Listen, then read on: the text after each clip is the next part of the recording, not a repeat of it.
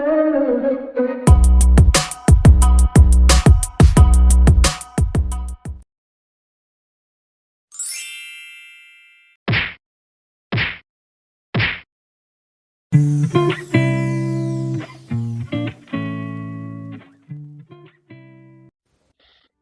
7 malam gadis berseroy panjang itu baru pulang.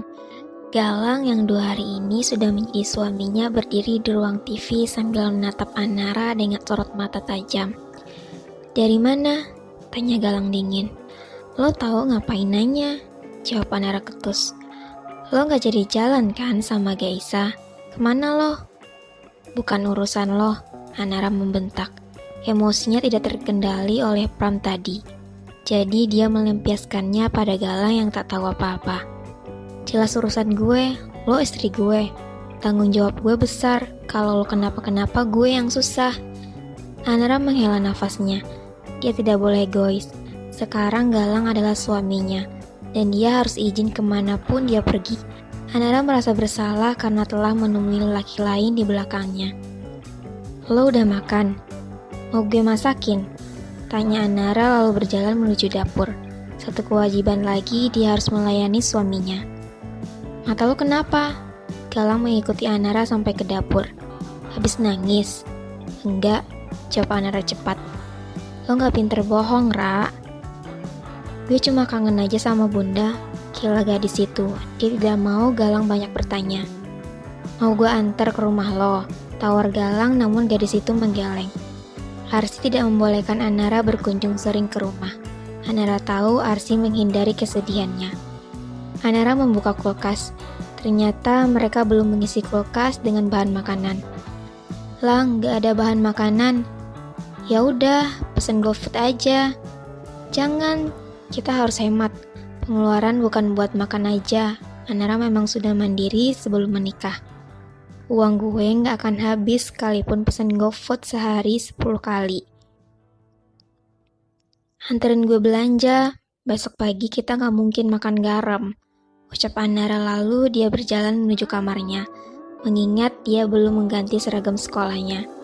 Anara kembali dengan menggunakan kaos oversize dan celana pendek. Galang langsung menatapnya tidak suka. "Rah, lo mau buat gue masuk ke neraka?" tanya Galang kesal. Berani-beraninya Anara menggunakan celana pendek keluar. "Kenapa emang? Dulu lo boleh aja pakai celana pendek buat keluar, tapi sekarang lo itu istri gue. Kalau lo berani memamerkan paha lo, gue dosa karena gue suami lo." Anara diam. Benar dia sekarang sudah bersuami. Dengan cepat Anara kembali ke kamarnya dan mengganti celana pendeknya dengan color panjang berwarna hitam. "Sorry, gue kadang suka lupa kalau gue udah punya suami," ucap Anara saat sudah kembali. "Lo tunggu di luar, gue mau ambil jaket sama kunci mobil dulu." Anara berjalan menuju garasi rumahnya dan berdiri di samping mobil mewah itu. Ponsel yang digenggamnya bergetar, ada satu notifikasi pesan di sana. "Apa yang sudah aku genggam, gak akan aku lepas. Dulu hanya jeda, bukan melepas." Baru saja hatinya merasa tenang dan bisa melupakannya kembali, tapi setelah pesan itu datang, hati Anara kembali berkecamuk. Tersirat sakit di hatinya kembali datang. "Ra, masuk." Suara bariton itu membuyarkan segala pikiran tentang Pram. Dia sekarang mungkin memasang muka tenang. Galang tidak boleh tahu masalah yang sedang dihadapi sekarang. Anara masuk ke dalam mobil, ponselnya dia matikan. Anara tidak mau Pram terus menghubunginya. Anara sudah terlanjur membenci Pram.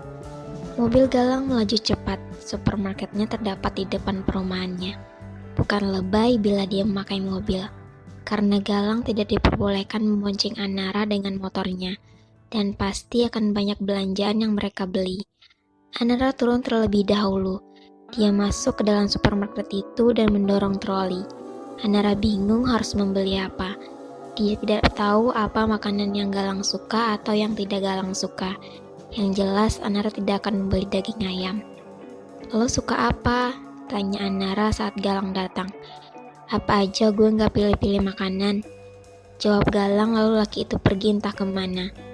Anara mendorong trolinya ke bak sayur-sayuran. Dia pikir kulkasnya harus ada sayur. Terlebih dia sedang mengandung, harus banyak makanan yang sehat. Beberapa sayur sudah dia masukkan ke dalam troli. Lalu dia beralih pada makanan ringan. Anara selalu ingin ngemil akhir-akhir ini. Jadi dia memasukkan banyak ciki-cikian. Dia juga kini sudah menjadi ibu rumah tangga. Jadi Anara harus membeli perlengkapan rumah seperti sabun cuci dan sabun mandi. Trolinya dia bawa menuju rak berbagai sabun-sabunan. Anara masukkan ke dalam troli. Sudah cukup penuh troli yang ia bawa. Ini karena ciki yang dia beli banyak. Anara celingukan mencari Galang. Lelaki itu belum kembali sejak tadi. Saat dia akan mendorong trolinya ke kasir, lelaki itu datang dengan kotak susu di tangan kanannya. Galang memasukkan susu itu di troli. Anara ingin menahan tawanya saat susu yang Galang bawa adalah susu untuk ibu hamil. "Lo mau minum itu?" tanya Anara sambil menahan tawa. "Buat lo, yang hamil kan lo." "Jangan GR, mami suruh gue buat beliin lo susu hamil," lanjut Galang cepat. Padahal dia membeli susu itu inisiatif dia sendiri. Galang sampai mencari di internet susu yang bagus untuk ibu hamil. "Oh, sini gue aja." Galang mengambil alih troli yang Anara pegang. Lalu dia membawanya ke kasir. Anara bingung karena Galang yang bayar semua belanjaannya. Bukannya kemarin Galang sudah mengirim dia uang bulanan. Tapi kenapa dia yang bayar juga? 3 kresek besar sudah ada di tangan kekar Galang. Anara ingin membantunya membawa 1 kresek, tapi Galang menolak. Dia melanjutkan jalannya menuju bagasi mobilnya, sedangkan Anara masuk ke dalam mobil. Setelah menyimpan belanjaan di bagasi, Galang masuk ke dalam mobil, menyalakan mesin mobilnya. "Kok lo yang bayar sih?" ucap Anara. "Emang siapa yang mau bayar?" "Loh, gue itu laki-laki," jawab Galang sambil fokus ke jalanan. "Kemarin lo kasih gue uang bulanan kan? Berarti itu jatah belanja buat di rumah. Gue kasih uang itu buat jajan lo selama sebulan. Kalau masalah belanja itu beda lagi. 15 juta cuma buat jajan." Mata Anara mendelik. Dulu saja uang jajannya tidak sebanyak ini. Karena Anara diberi uang per minggu dan bila ingin beli sesuatu dia selalu minta. Tapi jumlahnya tidak sebesar itu. "Gue nggak tahu uang jajan lo berapa, jadi gue kasih segitu. Kalau kurang lo minta gue lagi. Soalnya Gesa juga suka kurang kalau udah dikasih uang jajan. Gue ngerti cewek banyak kebutuhan. Segampang itu kah Galang membuang uangnya?" "Lo bisa hidup hemat?" tanya Anara. Semakin kenal Galang semakin tahu bahwa lelaki itu adalah orang yang amat boros. Dia menganggap uang adalah hal kecil. Memang sih, karena lelaki itu tinggal minta tanpa bekerja. Dari kamus hidup gue nggak ada kata hemat. Uang ada untuk belanjakan, karena itu fungsi uang. Anara tak habis pikir. Pada lelaki ini, hidup bersama Galang sungguh membuatnya jengah. Lelaki itu selalu mencari jalan keluar dengan modal uang. Selesai masak, gadis itu bergegas mandi dan berdandan. Bajunya sudah rapi dengan kaos oversize dan rok tutu berwarna hitam. Weekend ini Anara akan menghabiskan waktunya dengan kedua sahabatnya. Anara merasa tak enak karena dia sering menolak ajakan main mereka. Gadis itu menuruni anak tangga lalu menghampiri Galang yang sedang berdiri di depan dispenser. Anara memandangi lelaki itu yang sedang meneguk air mineral. Jakunnya naik turun mengikuti alir air yang masuk. Sampai akhirnya Anara memalingkan wajah saat Galang menyadari bahwa gadis itu tengah menatapnya. "Mau kemana?" tanya Galang karena melihat penampilan Anara yang sudah rapi di pagi hari. "Gue mau jalan sama Gaisa dan Caca." "Gak boleh." "Loh, gue udah janji kemarin buat main hari ini. Izinin gue ya." Anara memohon namun Galang menghilang cepat. "Lo gak bisa pergi. Mami sama papi mau datang. Gak lucu kalau pagi-pagi udah gak ada di rumah. Yang ada gue diamuk sama mami." Tidak jadi lagi. Untuk saat ini Anara memang tidak bisa membantah. Dia harus menyambut orang tua Galang. Dan mungkin besok kedua sahabatnya akan marah. "Oke, makan dulu, gue udah masak." Anara berjalan menuju meja makan, lalu mengalaskan nasi di piring untuk Galang. Lelaki itu duduk berhadapan dengan Anara. Dia berpikir bahwa Anara sangat manis saat memerankan perannya sebagai istri. Tidak, Galang tidak boleh memikirkan hal itu. Dalam kamus besarnya, Anara hanyalah musuhnya yang tak berjenis. Lo yang masak? Tanya Galang saat melihat berbagai jenis makanan di meja. Anara mengangguk. Dia sedikit bisa memasak karena Bisuti sering mengajarinya resep makanan. Masakan gue layak kok buat masuk perut. Tenang aja, ucap Anara. Oke. Galang menyuapkan sesendok nasi ke mulutnya. Rasanya tidak buruk, ini cukup untuk dibilang enak. Lo gak makan? Tanya Galang karena Anara hanya duduk di sana tanpa makan. Anara menggeleng. Dia tidak nafsu makan. Perutnya menolak makanan itu. Anara beranjak dari duduknya karena ada yang memencet bel rumahnya. Itu pasti orang tua Galang, dan benar saja Gina dan Gian sedang berdiri di depan pintu tak lupa dengan senyuman. Hara, ucap Gina lalu memelik gadis itu dan memberi kecupan di pipi. Galang masih tidur? Tanya Gian, karena lelaki itu tidak datang menyambut. Galang lagi makan. Ayo masuk Mi, Pi. Anara menggandeng tangan Gina masuk ke dalam rumah, sampai akhirnya duduk di sofa ruang tamu. Gina menyimpan plastik putih berisi kotak susu. Minum Rah, bagus buat ibu hamil, ucap Gina. Gadis itu mengernyit. Bukannya semalam Galang telah membelikannya dengan usulan Gina.